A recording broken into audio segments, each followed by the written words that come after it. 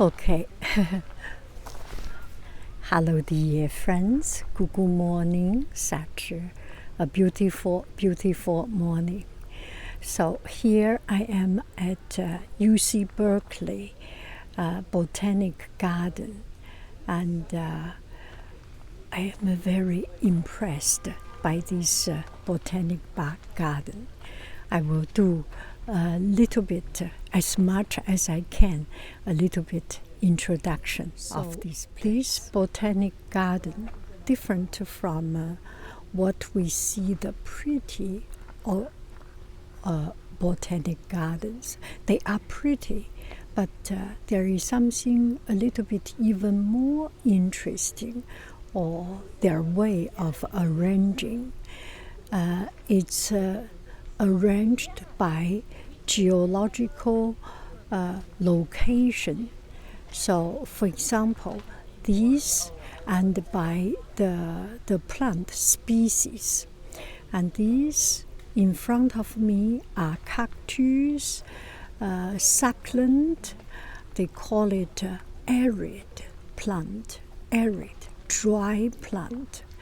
They are usually from the desert, high desert, from very cold desert in Antarctica, in top of Nevada mountain, and in or Colorado or Nevada mountain, the very tall plateau.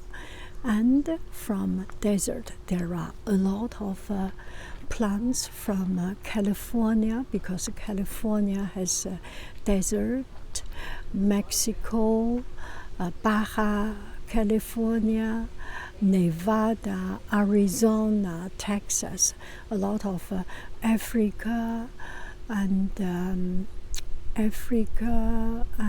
South America, a lot of these locations, and some are good with hot weather, some are good with their habitat, cold weather or hot weather. They had a very good classification and different shape. So that's the cactus. I have spent a lot of time, 1 hour something, in that arid plant greenhouse, so that I can learn something, especially because I just came back from the desert, Mojave Desert, Joshua Tree National Park. I was just so fascinated by it. And those knowledges that I have learned today will be a supplement for my field trip or road trip videos. So this one is agave. Oh, this is the real Mexican agave. Oh, that's so interesting. You see these spikes going that direction, and the other leafy one going the other direction. Well, maybe from time to time they change, and this one is multi-direction. Whichever direction, it's just to protect it, right? Agave.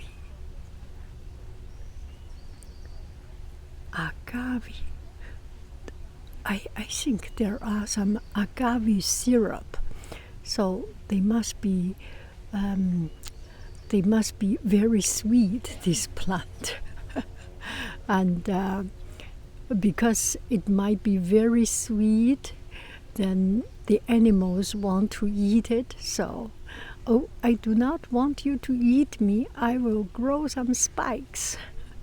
And they cannot grow too much spikes. If they grow too much spikes, then where do they store the sugar? So that's a big blob of sugar inside, I think. Look at these plants. They are so beautiful. Where do they get these plants? They have around 20,000 species,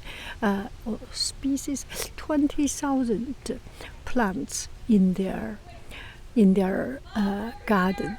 And all these plants, they got permission from the government, local government, and collect some seedlings, collect some grafting peas, and bring them here.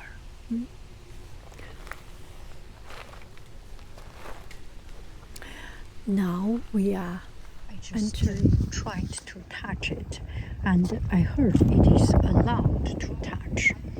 And these spikes, let's see this. Can you see the spikes? Oh, you cannot see it very well. So the spikes, if you do along its direction, it's not so hard. But if you go against its direction, it's extremely sharp. See, it is extremely sharp.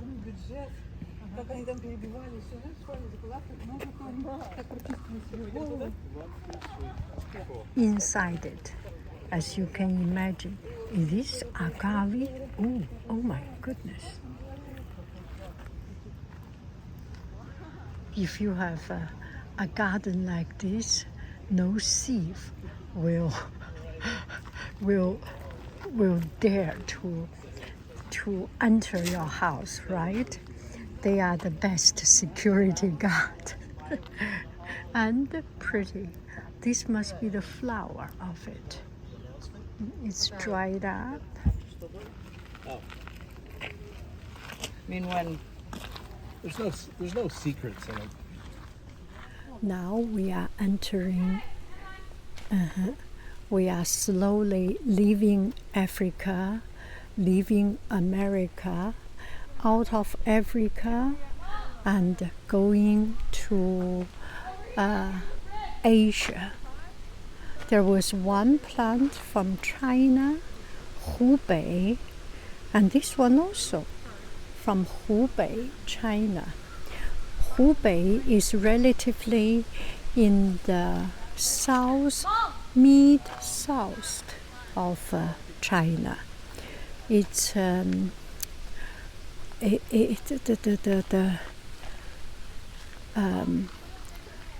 relatively wet, not too wet.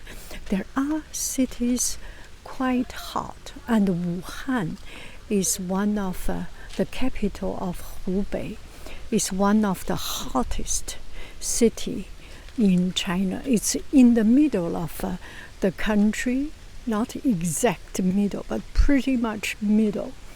In the middle of the continent, have a very, very distinct summer, winter season difference. And in summertime, it's very hot because it's a geometric location. It's low, it's in a kind of basin. So all the heat from the left, from the right, focus on that place. Also, it's very, very hot in summertime. And in wintertime, it's quite cold, but not as cold as Beijing, where I am from. Okay, by the way, I have just mentioned about the hot city. The capital of Hubei province is hot, and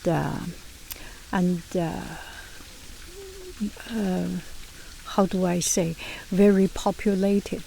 But in Hubei province, in the center of China, Hubei has a lot of big mountains, and also in China, every city, every province have their own mountain, and Hubei Dashan is quite famous for its wildness also.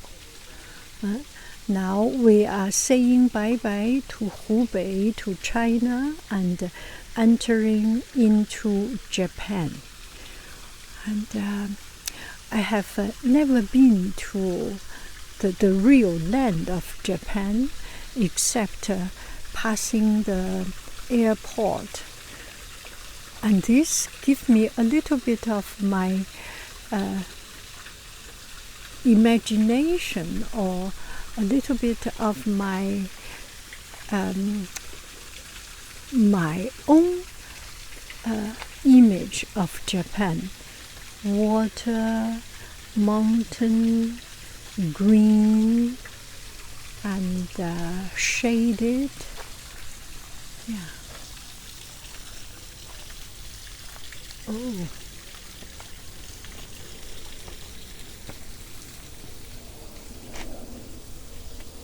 Frog pond.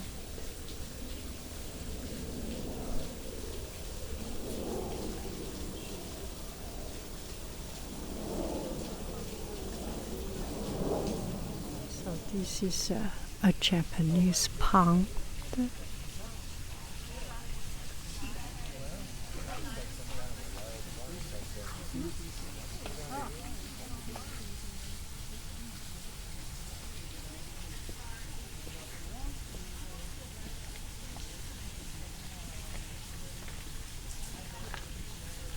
I bet there are some Japanese maples here. Maybe that one.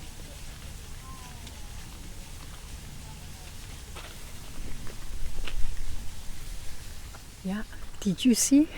I said I bet there are some Japanese maple.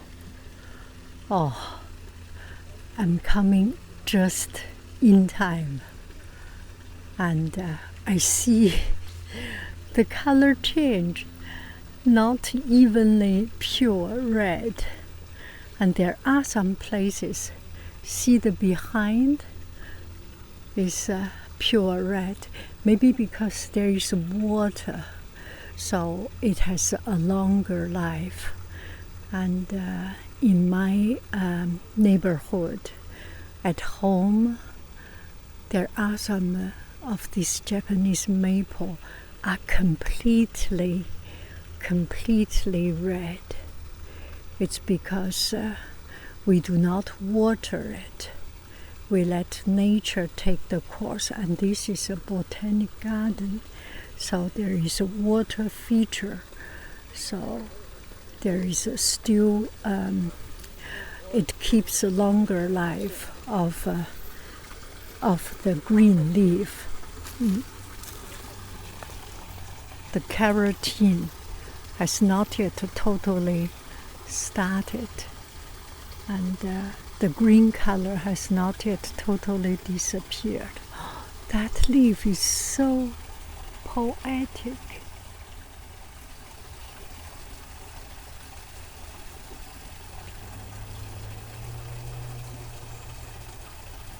Wow, look at it.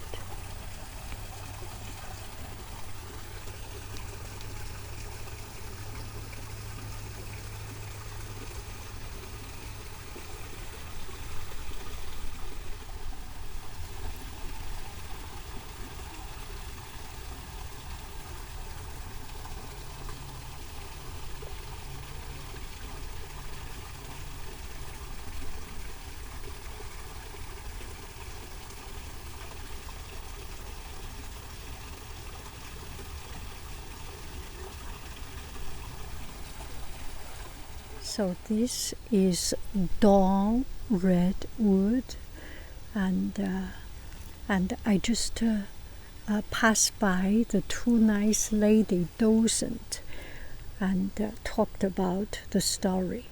There were 3 kinds of redwood. Let me see the name.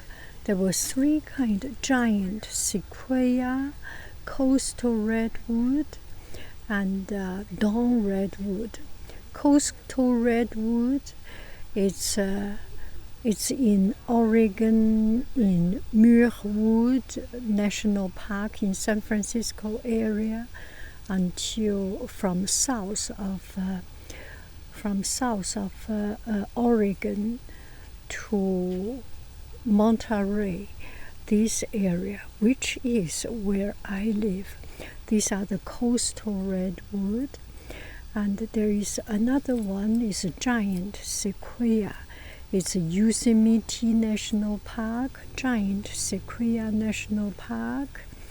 It's in a little bit inside in the Sierra Mountain area.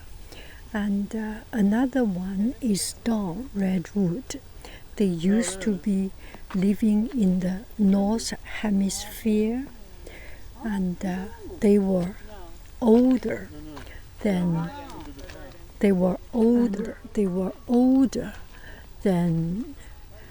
dinosaur. So they were 50 million years older than dinosaur, and then dinosaurs start to appear, and they found some of the, in the scientific research paper, they found some of its they found some of the species, the archaeology things, and then they start to think this one is totally disappeared, kind of disappointed. And in 1944, they found 1,000 pieces, 1,000 trees, a grove, Grove,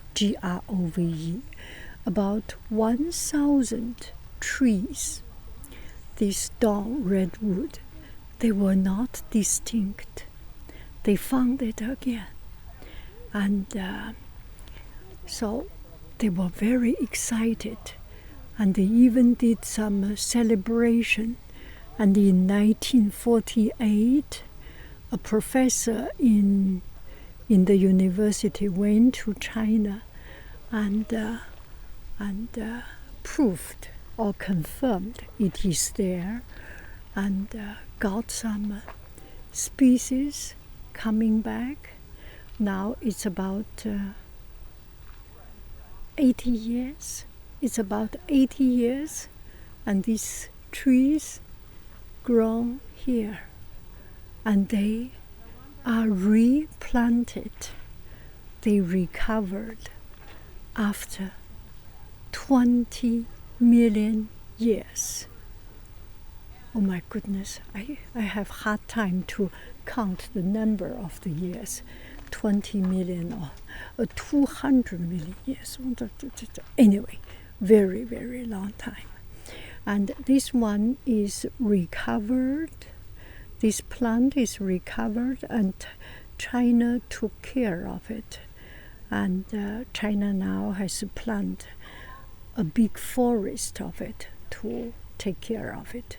And you can see the bottom of this tree is relatively large, and the top is relatively thin, because they grow in the water, so they need a bigger bottom to sit strong.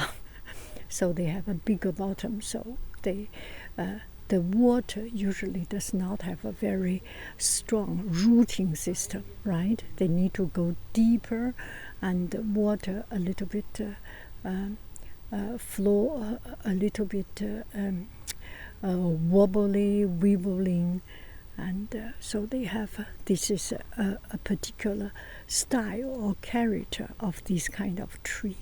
After millions of years, they become a DNA, get into their system. Now this plant is growing on top of a hill, a mountain. Still, they have a bigger bottom.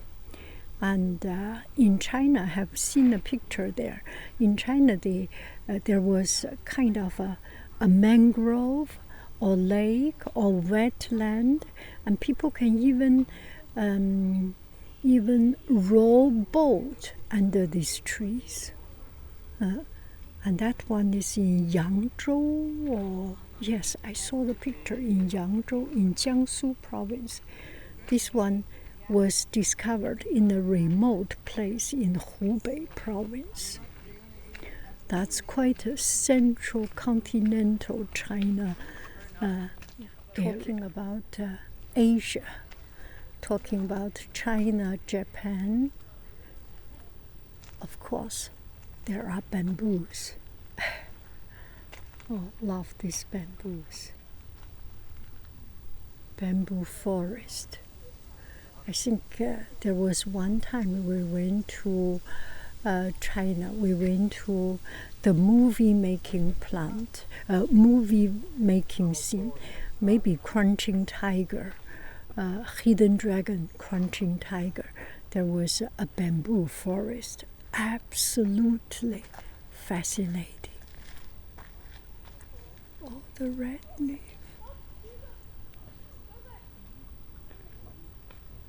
Bamboo. So you can see the bamboo. Do we call it leaf or blade? They are very much like blade, sharp and strengthful. Now you can understand when we do Chinese painting, the bamboo, we paint it as if we are angry. We are stressed. We have energy, and you want to paint out the strength of it, the anger of it, the energy of it. So the motion and the emotion out of painting bamboo is intense and stressful. While when we paint orchid, there is no orchid now, but when we, a little bit. When we paint kind of orchid and this kind of long blade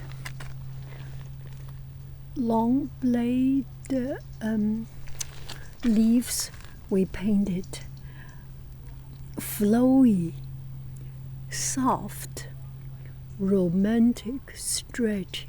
Does it make any sense? You need to have a sense of romance to paint orchid. Does this explain? Let's see this one.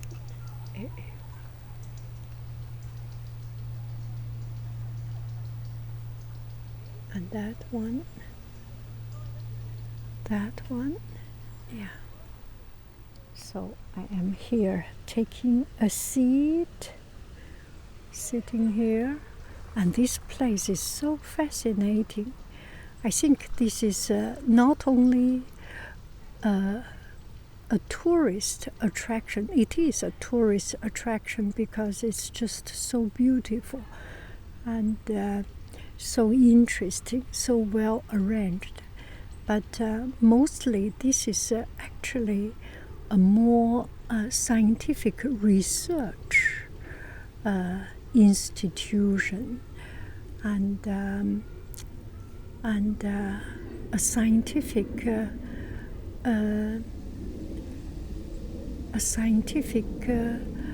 educational place.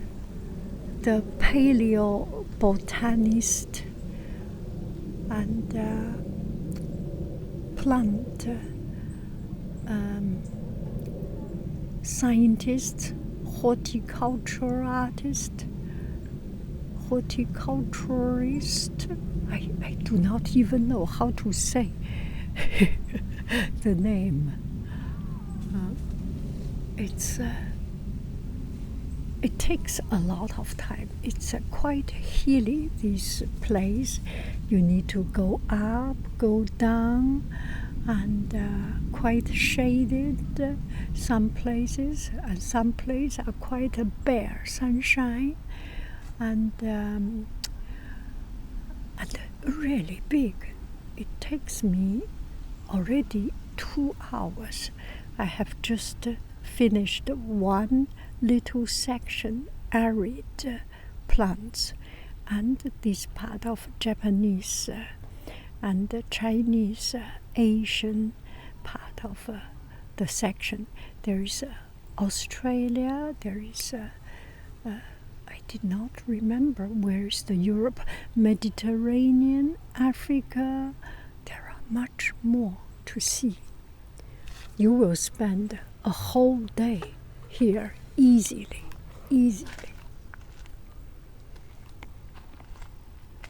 Oh, now we come to India. This is Magnolia campbelli, West Bengal, India.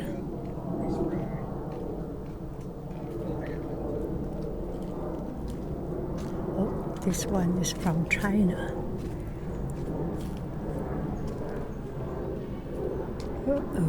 China and India do have some distance, and the tree jump a little bit too fast, right? Japan, yeah, but this area mostly Asian. Oh, this is a chahua, must be Camellia japonica, South Korea. Oh, this one is a camellia flower. I love its flower. Look at it, how pretty, how perfect. Let's take a look at this particular one.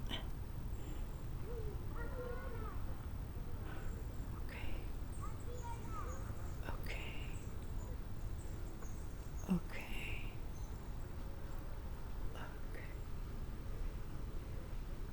Don't fall down. Wow, look at it. Gosh, so much on its stamen. And imagine the bees, the butterfly. They roll in it and will get all the powders, the pollens to everywhere, to the next flower. Oh, this flower I know. It looks so familiar. Let me take off my glasses. So, this flower, let's take a look. Okay, this flower I know. I see it so often, not only in China. I think it's very everywhere. See this one? I think maybe we have it in my backyard, and in the gardening store you always easily find it, and it's called cyclamen, cyclamens,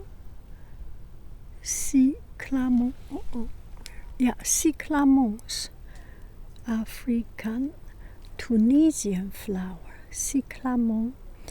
And I know it because I know the Chinese name. This is called 仙客来. 仙 is fairy, godly. 客 is guest. 来 is coming. So a lot of time we use this flower to represent a meaning of welcoming new friends. One thing is because its beautiful shape, it keeps long, it has a long lifespan, and relatively easy to care, and also it has this beautiful leaf. Let's take a look. The leaf foliage has a very unique pattern, and another most important, maybe because out of the translation, cyclamen 仙客来, cyclamen 仙客来. I think this is one of the best translation in flower name. Don't you think so? Oh, I love these flowers. And my family had it. I mean, my family back in China, or you just find it very easily in many gardening stores. Oh, Italian cypress. So this is called Italian cypress. Yesterday I was in San Jose, and I was in front of these tall, slender trees. I think there are these trees they are very decorative. In the picture of Tuscan, we see the Tuscan hills, Italian Tuscan hills. We see these kind of trees in line, a line of this tree. And I think in Rodin Museum in Paris, Rodin Garden has this. And in Stanford University, there is this. This is called Italian cypress. Long and slender, and has a very beautiful shape when you put them together.